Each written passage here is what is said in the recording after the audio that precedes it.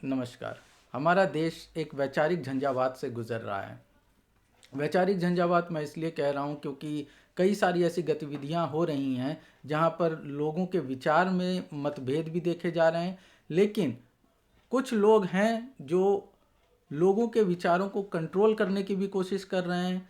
कहीं पर जैसे हम देख रहे हैं, रामचरितमानस को लेकर विवाद चल रहे हैं, उसे नारी विरोधी और स्त्री विरोधी बताकर उसे जलाने की कोशिश हो रही है। तो कहीं सनातन धर्म को लेकर, तो कहीं हिंदू राष्ट्र को लेकर कई तरह की ऐसी चीज़ें चल रही हैं। लेकिन हमें जब ऐसी वैचारिक झंझावात हो तब इस बात का ख्याल रखना चाहिए कि हमारे विचार दृढ़ हों और हम अपने विचारों में सही हों। और सही गलत का निर्णय करने के लिए मूल को या जड़ को जानना बहुत ज़रूरी है। जो लोग सनातन धर्म की बात करते हैं वे अगर वेद की बात करें या उपनिषदों की बात करें, उपनिषद वेद के ही भाग हैं, उन्हें वो वेद के अंत में आए हैं, उन्हें वेदांत भी कहा जाता है। तो हर जगह कहीं पर भी कोई भेद की बात नहीं की गई।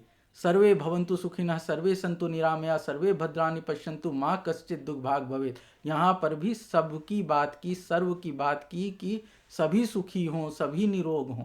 यहाँ किसी एक वर्ग या किसी एक जाति, धर्म, किसी एक को लेकर नहीं चला गया। इसी तरह अगर हम ईसोपनिषद की बात करें और जिसमें भी यही बताया गया, और एक श्लोक आता है जिसमें कहा गया अयम निजः परो वेत्ति गणना लघुचेत साम उदार चरितानांतुम वसुधैव कुटुंबकम। तो ये मेरा है, ये पराया है, ऐसी सोच लघुता को दर्शाती है, छोटेपन को दर्शाती है। जो उदार चरित्र वाले होते हैं, उदारता इस बात में है जो संपूर्ण वसुधा को ही अपना कुटुंब मानते हैं। विश्व बंधुत्व और वसुधैव कुटुंबकम सिखाने वाले हमारे वेद हैं, उपनिषद हैं, उनमें तो कहीं इस तरह का भेद नहीं बताया गया।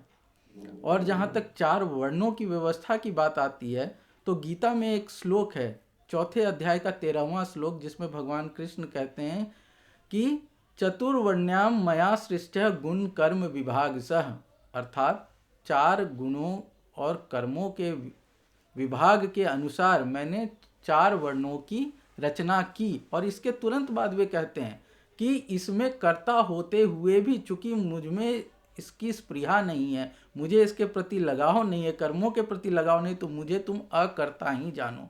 कहने का तात्पर्य यह है कि गुण और कर्म जो हैं वो एक व्यक्तित्व को डिफाइन करते हैं, लेकिन इससे ये पहचान नहीं हो जाती कि वो व्यक्ति, वो ऐसा कर्म करने वाला निकृष्ट हो गया।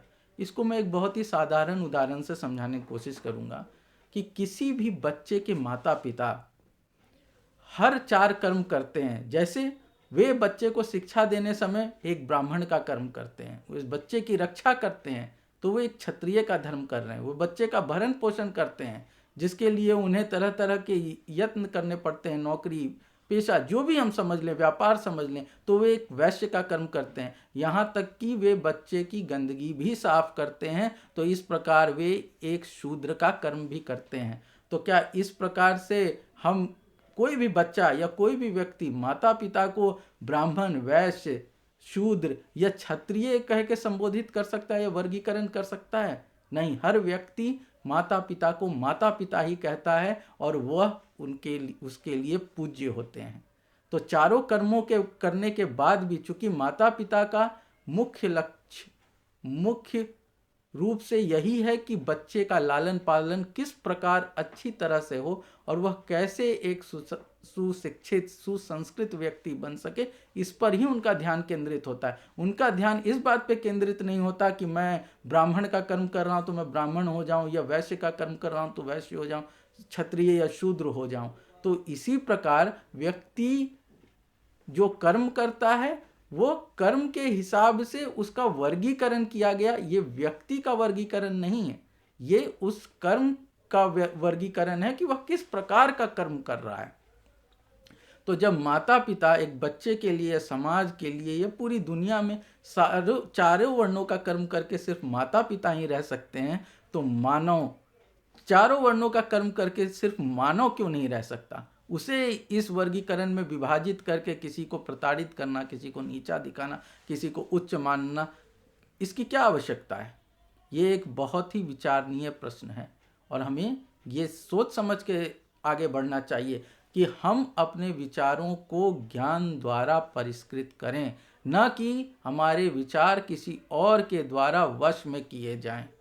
कृपया इस पे ध्यान दीजिएगा और इन सब चीज़ों से ऊपर उठने के लिए हमें अपने को ध्यान से सोचना समझना पड़ेगा, वरना हम इस झंझावात में बह जाएंगे, हम इस झंझावात में उड़ जाएंगे। हमें इस झंझावात में अपने आप को दृढ़ रखना है।